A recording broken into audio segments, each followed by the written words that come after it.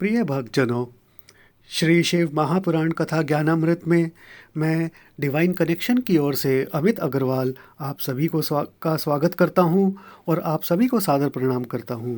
आइए हम आज का अध्याय आरंभ करने से पूर्व वाणी को पवित्र करने हेतु भगवान शिव के नाम का उच्चारण करें। जय शंकर शंकर जय शंकर कैलाशपति। जय गौरा गौरा जय गौरा माँ पार्वती। जय शंकर शंकर जय शंकर कैलाशपति। जय गौरा गौरा जय गौरा माँ पार्वती। जय शंकर शंकर जय शंकर कैलाशपति। जय गौरा गौरा जय गौरा माँ पार्वती। हर हर महादेव, हर हर महादेव, हर हर महादेव। तो भक्तजनों, हम आज का अध्याय आरंभ करते हैं। एक उस चोर की कथा प्रस्तुत करता हूँ जिसके द्वारा शिव पर एक लोटा जल चढ़ाने और घंटा चुराने के लालच में शिव पर चढ़ जाने से प्रसन्न हो शिव ने उसे एक नहीं 3 वरदान दिए। तो आइए हम जानते हैं कि भगवान शिव ने कौन कौन से 3 वर दिए और क्यों दिए। एक गांव में एक गरीब व्यक्ति रहता था। उसके पिता का देहांत बचपन में ही हो गया था। उसके साथ उसकी अंधी बूढ़ी माँ व पत्नी रहते थे। उनके कोई संतान ना थी। गरीबी से परेशान होकर उसने चोरी करना शुरू कर दिया था, क्योंकि उसकी आय का अन्य कोई साधन ही न था। कहीं कोई काम मिलता ना था। उसकी पत्नी संतान ना होने के कारण वह चोर पुलिस के डर से परेशान रहते थे। अतः चोर के घर के तीनों प्राणी सदैव दुखी रहते थे। प्राणी अपने प्रारब्ध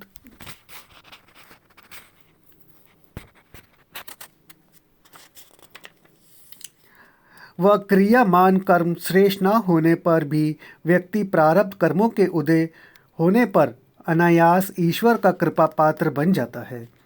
यही उस चोर के साथ भी हुआ। एक दिन वह चोर चोरी करने के लिए अपने घर से निकला तो उसने देखा कि रास्ते में एक स्थान पर किसी संत का सत्संग चल रहा है। उसने सोचा अभी तो लोग जाग रहे हैं, इसी भीड़ में बैठकर समय व्यतीत करना चाहिए। मन में ऐसा विचार कर उस सत्संग में बैठ गया। सत्संग में व्यास पीठासीन संत कह रहे थे, ईश्वर सब पर कृपा करते हैं। प्रभु से सच्चे मन से जो भी मांगो प्रभु उसे वह अवश्य प्रदान करते हैं। वे दीनानाथ, दीन दयाल, दीन बंधु हैं। शिव गरीबों की पुकार सुन उन पर कृपा कर उनके दुखों को सदैव के लिए दूर कर देते हैं। इस प्रवचन को सुन चोर के मन में भगवान शिव के प्रति पूर्ण विश्वास हो गया। उसने मन ही मन भोले शंकर को प्रणाम कर कहा, प्रभु मुझ पर भी कृपा करो। क्या आप मेरे दुखों का निवारण नहीं कर देंगे, जिससे मैं भी अन्य लोगों की तरह इन संतों के दर्शन कर सकूं व सत्संग कर सकूं। सत्संग समाप्त होते ही सब लोग अपने अपने घरों में चले गए और वह चोरी के लिए नगर में घूमने लगा। परंतु देव योग से पूरी रात घूमने पर भी उसे कोई ऐसा घर नहीं मिला जिसमें वह चोरी कर पाता। उसकी वह रात व्यर्थ गई। अब प्रातः काल के 5 बज चुके थे। मंदिर में आरती पूजा की आवाज़ आने लगी थी। नगरवासी जाग नित्य क्रिया कर अपने अपने कार्य में लग चुके थे। अब तो चोरी करने का कोई अवसर भी न था। चोर निराश होकर अपने घर की ओर चल दिया। वह मार्ग में जाते हुए सोचता जा रहा था, आज जीवन में ये पहला अवसर है जब मंदिर में सत्संग किया और उसका फल ऐसा मिला कि एक भी घर में चोरी करने का अवसर नहीं मिला। आज तो परिवार के भोजन की भी व्यवस्था ना हो सकेगी। क्या संत लोगों को बहकाने के लिए झूठ बोलते हैं? क्या भगवान की प्रार्थना का यही फल होता है? ऐसा विचार आते ही ईश्वर पर उसका विश्वास उठ गया। बड़े दुखी मन से वह घर की ओर जा रहा था। जब वह उसी शिवालय के सामने से निकला तो उसने देखा कि मंदिर का दरवाज़ा खुल चुका है। पुजारी आरती पूजा से निवृत्त हो संध्या वंदन जप में बैठा है। उसने सोचा कि इस मंदिर में बैठकर सत्संग सुनने से ही आज मुझे खाली हाथ लौटना पड़ रहा है, अतः इसी मंदिर में कुछ चोरी करनी चाहिए। ऐसा विचार कर वह चोर मंदिर में घुस गया। उसने देखा कि पुजारी जी अपने ध्यान में बैठे हैं। एक वृद्ध माता एक बड़े से पीतल के लोटे में जल भरकर शिव जी को चढ़ाने जा रही है। उसने सोचा इस बुढ़िया का लोटा चुरा लिया जाए, कम से कम आज के भोजन की व्यवस्था तो हो जाएगी। अतः वह उस बुढ़िया के पीछे पीछे चल दिया। बुढ़िया जब शिव जी पर जल चढ़ा वापस लौटने लगी तब वह बोला, माता जी आप ये क्या कर रही थी? बुढ़िया बोली, बेटा मैं शिव जी को जल चढ़ा रही थी। मैंने शिव पुराण कथा में सुना है कि शिव एक लोटा जल से प्रसन्न होकर सभी मनोकामनाएं पूर्ण कर देते हैं। चोर बोला, माता जी क्या मैं भी आपके लोटे से शिव जी को जल चढ़ा सकता हूँ? मैं तो पहली बार आया हूँ, आप मुझे जल चढ़ाने की विधि भी बता दें। बुढ़िया ने सोचा, मैं तो इसे जानती नहीं हूँ, पता नहीं यह कैसा व्यक्ति है। यह बहू के दहेज का लोटा है, यदि चला गया तो मैं कहाँ से दूंगी। ऐसा विचार आते ही बुढ़िया ने एक युक्ति निकाली। वह बोली, बेटा जल भरकर मैं लाती हूँ, तुम अपने हाथ से जैसे मैं बताऊँ जल चढ़ा देना। ऐसा कहकर वह बुढ़िया लोटे में जल भर लाई और बोली, लो बेटा इस दोनों हाथों में लेकर ओम नमः शिवाय बोलते हुए शिवजी को जल चढ़ा देना। चोर हाथों में जल लेकर शिवजी पर चढ़ाने चल दिया। जब सारा जल चढ़ गया तब बुढ़िया ने ऊपर की ओर इशारा कर घंटा बजाने को कहा। चोर ने जब घंटा बजाया तो उसकी दृष्टि घंटे पर ही अटक गई। उसने सोचा यह घंटा कम से कम 20 किलो का होगा, यदि इसे चुरा लूं तो सारी मेहनत सफल हो जाएगी। घंटे को देख चोर ने लोटा चुराने का विचार छोड़ दिया, अतः चोर ने बुढ़िया को लोटा लौटा दिया। लोटा लेकर बुढ़िया अपने घर चली गई। अब मंदिर में वह चोर अकेला रह गया। उसने जंजीर में लगे ताले को तोड़ने के लिए अपना हाथ ऊपर बढ़ाया, परंतु हाथ ताले तक ना पहुंच सका। अतः वह शिवलिंग का ज्ञान न होने के कारण उस पर चढ़कर आराम से ताला तोड़ने लगा। उधर चोर को शिवलिंग पर चढ़ा देख शिव बड़े प्रसन्न हुए। वे उस चोर को वरदान देने के लिए कैलाश पर्वत छोड़ आने के लिए आतुर होने लगे। पार्वती जी ने पूछा, प्रभु आप अचानक कहाँ जाने के लिए तैयार होने लगे हैं? शिव जी ने उमा को शिव मंदिर दिखाते हुए कहा, देवी इस भक्त ने मुझे अपनी पूजा से रिझा लिया है, अतः मैं वर देने जा रहा हूँ। उमा बोली, भगवन आप ठहरे भोले भंडारी, अरे ये आपका भक्त नहीं एक चोर है। फिर इसने तो आपके शिवलिंग पर अपने पैर रखकर आपका अपमान किया है, इसे तो आपको दंड देना चाहिए और आप इसे वरदान देने जा रहे हैं। शिव जी बोले, हे देवी तुम ये क्या कह रही हो? इस भक्त ने तो इस समय ऐसी भक्ति की है जैसी आज तक किसी ने नहीं की। हाँ, केवल रावण ने अवश्य अपने सिर काट कर चढ़ाए थे। देवी लोग मेरे ऊपर मुझे प्रसन्न करने के लिए फल फूल बेलपत्र दूध दही घी शहद भांग धतूरा या मिष्ठान आदि निर्जीव वस्तुएं चढ़ाते हैं, परंतु इसने तो अपने आप को ही मुझ पर चढ़ा दिया। अतः यह मेरा परम भक्त है। जो भक्त अपना सर्वस्व मुझ पर अर्पण कर देते हैं वह मेरा परम प्रिय भक्त होता है।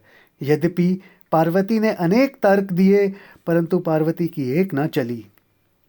अतः शिव द्वारा भक्त को वर देने के लिए तैयार देख पार्वती को एक चिंता हुई, कहीं ये एक साथ कई वर ना देकर आ जाएं। अतः वे बोली, प्रभु आपने जब वर देने का निश्चय कर ही लिया है तो मैं आपको नहीं रोकती, परंतु आप एक वचन दें कि आप केवल एक ही वरदान देंगे, एक से अधिक नहीं। शिव पार्वती को वचन देकर चल दिए। उधर चोर ने लाख कोशिश की, परंतु घंटे का ताला नहीं टूटा। तभी अचानक शिवलिंग से शिवजी प्रकट हो गए।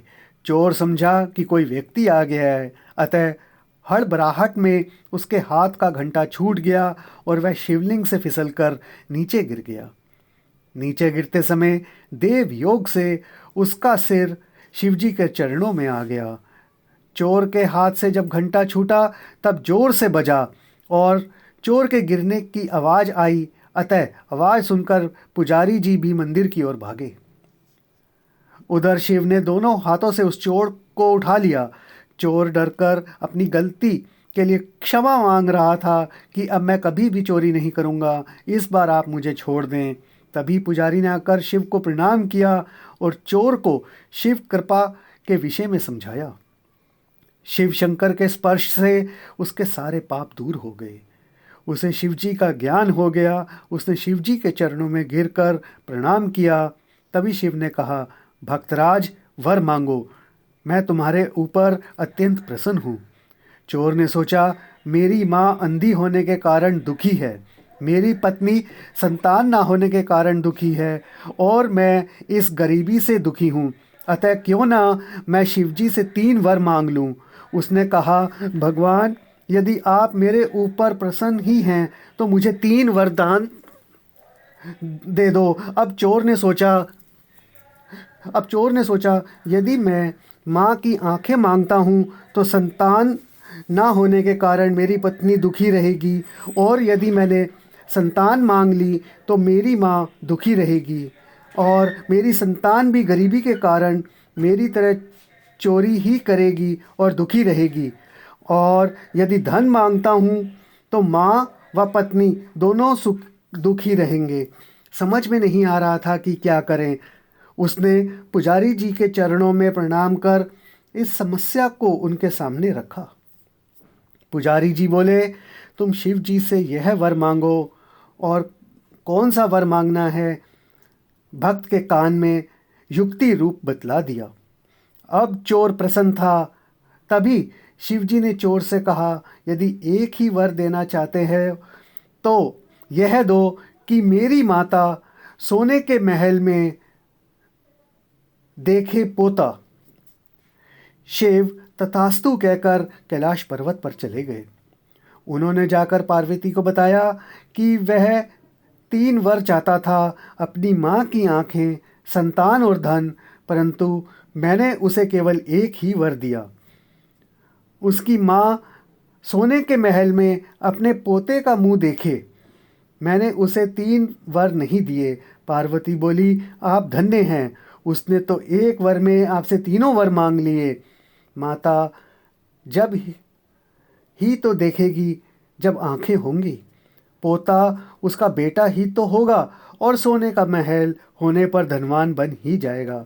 शिव बोले, मैं तो अपने भक्त की भक्ति से उसके वश में हो जाता हूँ, मैं सब कुछ भूल जाता हूँ। तो इस कथा से निष्कर्ष क्या निकला? इस कथा से यह स्पष्ट हो जाता है कि भगवान शंकर बड़े भोले, दयालु, भक्त वत्सल हैं। वे प्रत्येक प्राणी पर बड़ी सहजता से प्रसन्न हो जाते हैं और उस पर अपनी कृपा कर देते हैं। अतः उनके निराकार, साकार, किसी भी रूप की पूर्ण श्रद्धा, प्रेम, विश्वास के साथ भक्ति करने से उनकी कृपा का पात्र बनकर अपने जीवन को सफल बना सकते हैं। बोलिए शंकर भगवान की जय। तो आइए भक्तजनों, हम नित्य की भांति प्रेम पूर्वक शिव प्रार्थना करें। नमामि शमीशान निर्वाण रूपम विभुम व्यापकम ब्रह्मवेद स्वरूपम निजं निर्गुणं निर्विकल्पं निरीहं चिदाकाशमाकाशवासं भजेऽहं निराकारमोकारमूलं तुरीयं गिरा ज्ञान गोतीतमीशं गिरीशं करालं महाकाल कालं कृपालं गुणागार संसार पारं नतोऽहम् तुषाराद्रिसङ्काशगौरं गम्भीरं मनोभूतकोटिप्रभाश्रीशरीरं स्फुरन्मौलिकल्लोलिनी चारुगङ्गा लसब्दाल्भालेन्दुकण्ठे भुजङ्गा चलत्कुण्डलं भ्रूसुनेत्रं विशालं प्रसन्नाननं नीलकण्ठं दयालं मृगादिश्चर्माम्बरं मुण्डमालं प्रियं शङ्करं सर्वनाथं भजामि प्रचण्डं प्रकृष्टं प्रगलभं परेशम् अखण्डम् अजं